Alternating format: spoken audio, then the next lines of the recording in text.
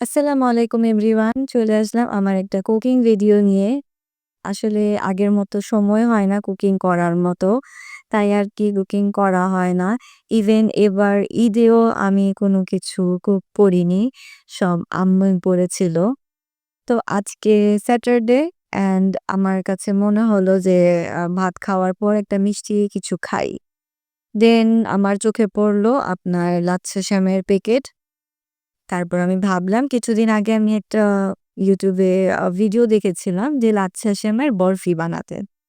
তো যাই হোক হুট করে আমি সবকিছু নিয়ে আসলে রান্নাঘরে চলে আসলাম। আমার কাছে সব আইটেমস ছিলও না প্রপারলি। যা ছিল আমার হাতের কাছে আমি জাস্ট ওগুলা দিয়েই করে ফেলছি। অ্যান্ড বেস্ট পার্ট হচ্ছে যে আমার কাছে ঘি ছিল যেটা মোস্ট ইম্পোর্টেন্ট ইনগ্রেডিয়েন্ট ছিল। সো আমি ঘি একদম একটু বাড়ায় দিয়ে আমি লাচ্ছা সেমাইটা অল্প আঁচে আপনার লাল করে ভেজে নিয়েছি। অ্যান্ড এই পর্যায়ে আমি এটা চুলা থেকে একটু সরিয়ে নিছি। কারণ আম আমার যে প্যানটা সেটা ওভার আ গরম হয়ে গিয়েছিল। যার জন্য এটা পুড়ে যাওয়ার চান্সেস ছিল। তাই আমি আগেভাগেই এটাকে সেভ করে ফেলছি। দেন আমি যা বললাম যে আমার কাছে সব ইনগ্রিডিয়েন্টস ছিল না। তাই আমি আ যেমন কনডেন্স মিল্ক আসলে কনডেন্স মিল্ক দিয়ে এটা করে। বাট আমার কাছে প্রপারলি ছিল না, সামান্য ছিল। তাই আমার কাছে যতটুকু ছিল অতটুকু দিয়ে আমি করছি।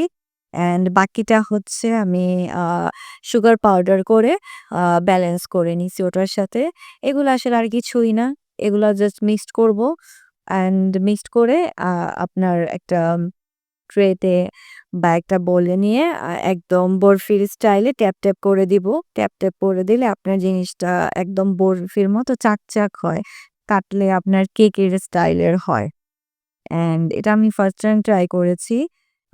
বাসায় সবাই খেয়ে বলল যে মজা হয়েছে অনেক। আ যেহেতু কনডেন্স মিল্কের উপরে যদি বেশি দিয়ে দেওয়া যেত তাহলে কিন্তু আরো মানে বরফি টাইপটা আরো বেশি হতো। এখন আমারটা একটু আ ঝুরা হয়েছে। বাট তারপরও আমাদের খেতে খারাপ লাগেনি। খেতে ভালোই লেগেছে। আমি উপরে আপনার বাদাম অ্যান্ড কিশমিশ দিয়ে ডেকোরেশন করে নিলাম। কেমন লাগলো জানাবেন। আল্লাহ হাফেজ।